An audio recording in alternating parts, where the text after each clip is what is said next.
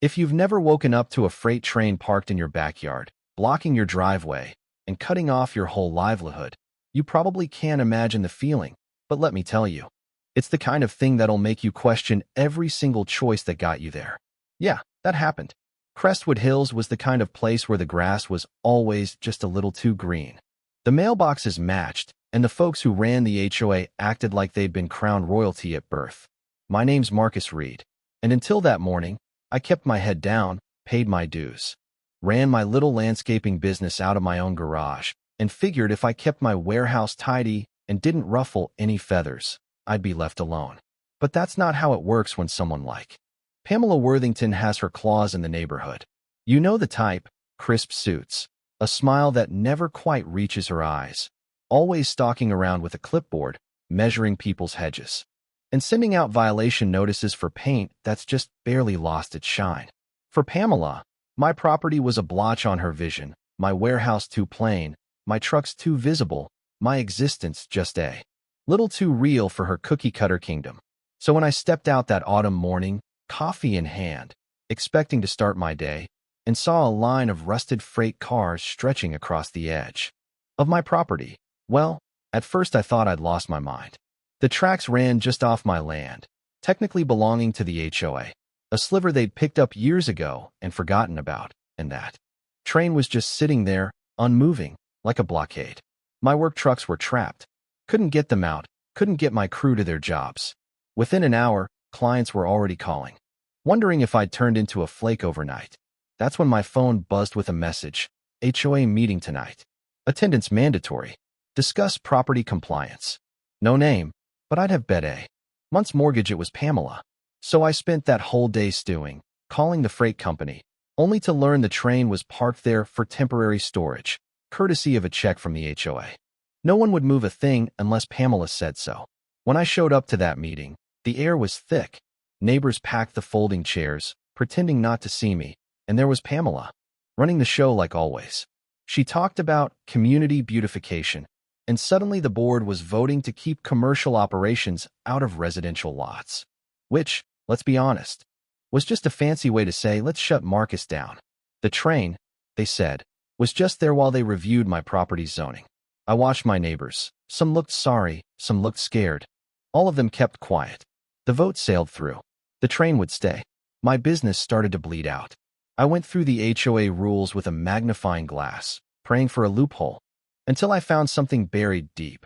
Turns out, the HOA couldn't actually lease or use that sliver of land for storage without every homeowner's written consent.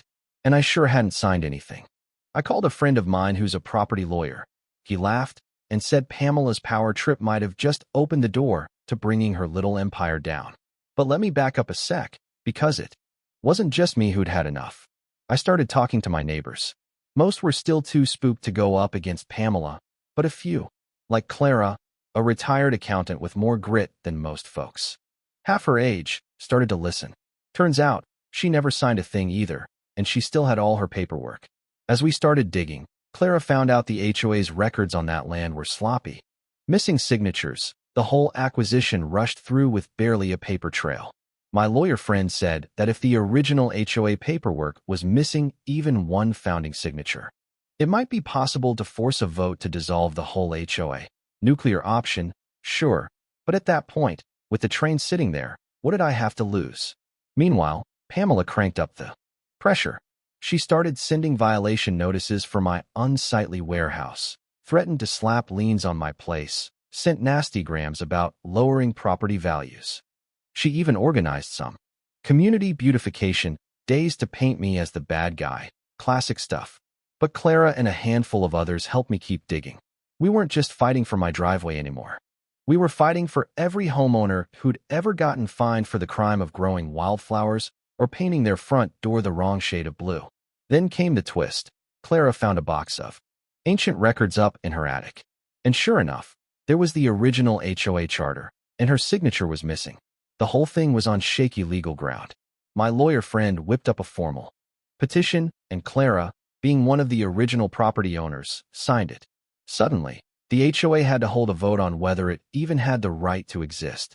Pamela, of course, panicked, promised Everyone lowered dues and free amenities if they voted to keep her regime, started spinning stories about how I was destroying the neighborhood.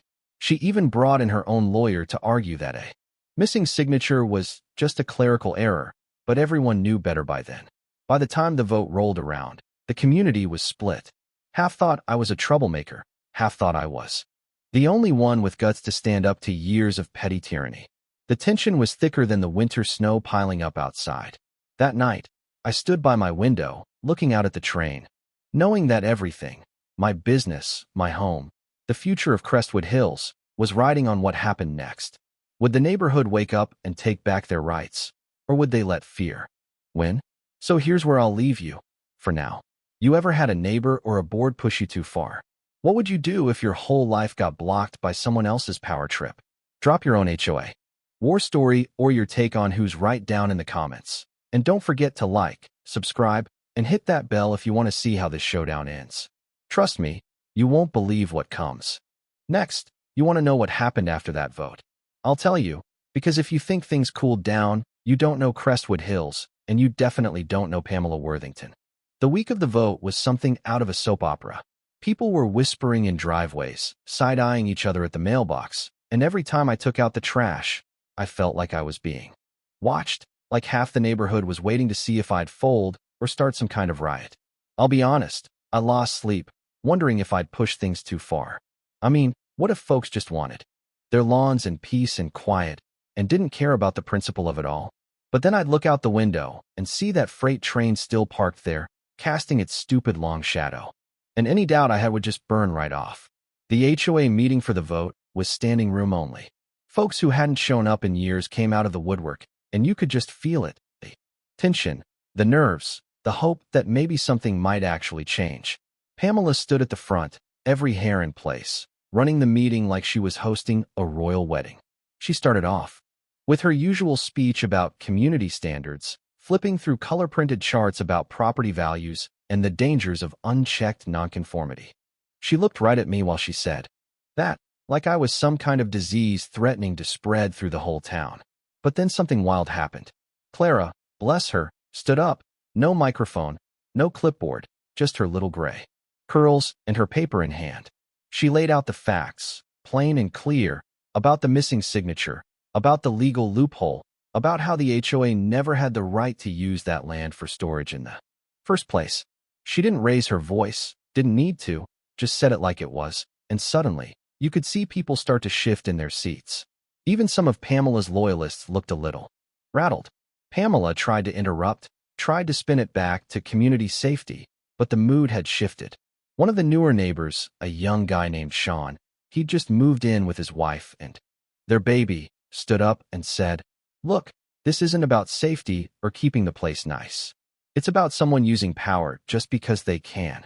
That got a little ripple going, people murmuring, some nodding, and I could feel for the first time in months that maybe, just maybe, I wasn't alone in this anymore. The vote itself was done by secret ballot. I stood in line with everyone else, my hands sweating, feeling like I was waiting for a verdict. And when the numbers came in, it wasn't a blowout, but it was enough. The motion to dissolve the HOA passed by just a handful of votes. Someone in the back gasped, and for a second, the whole room just sat there, stunned, as if no one quite believed it. Even I couldn't move. It felt like the air had changed, like something heavy had just been lifted. Some folks cheered. Others just filed out, quiet, clutching their ballots like they weren't sure if they'd done the right thing. Pamela didn't say a word. She just gathered her papers, snapped her briefcase shut, and walked out with her head held high, as if she was still in charge. I almost felt bad for her, almost. But then I remembered every early morning violation slip, every fine, every time I'd caught her peeking over my fence, and all that pity just disappeared. But let me tell you, dissolving an HOA doesn't mean all your problems just vanish overnight. Far from it. The next morning, I woke up to a different kind of chaos. My phone blew up with calls from neighbors, some panicking, wondering who would handle trash pickup, others thrilled, saying they were finally free to paint their shutters turquoise or plant vegetable gardens out front. Even the mailman looked confused. The county had to step in and sort out who was responsible for what. For a couple weeks, the whole neighborhood felt like a Wild West town. folks cutting down old HOA signs, people arguing over whose turn it was to mow the public park strip, kids chalking up the sidewalks like it was their birthday. And then there was the train. With the HOA gone, the freight company finally answered my calls. They agreed to move it, just like that. Turns out, without the HOA's money, they had no reason to keep the cars there. I'll never forget the sound of those engines roaring to life, the brakes hissing, the whole steel snake finally moving out after weeks of just sitting there like an accusation. I stood at the edge of my driveway, grinning like an idiot, waving to the crew as they rolled by. Even a couple neighbors came out to watch. Clara brought coffee and cookies, and for the first time in a long time, the air felt light again. But if you think Pamela was just going to slink off into the sunset, you don't know her style. A week later, word got around she was organizing a new civic improvement committee, unofficial, sure, but still with a handful of her old loyalists, trying to keep tabs on what everyone was doing. Flyers started showing up in mailboxes about maintaining neighborhood standards, and a rumor started that she was planning to run for county council.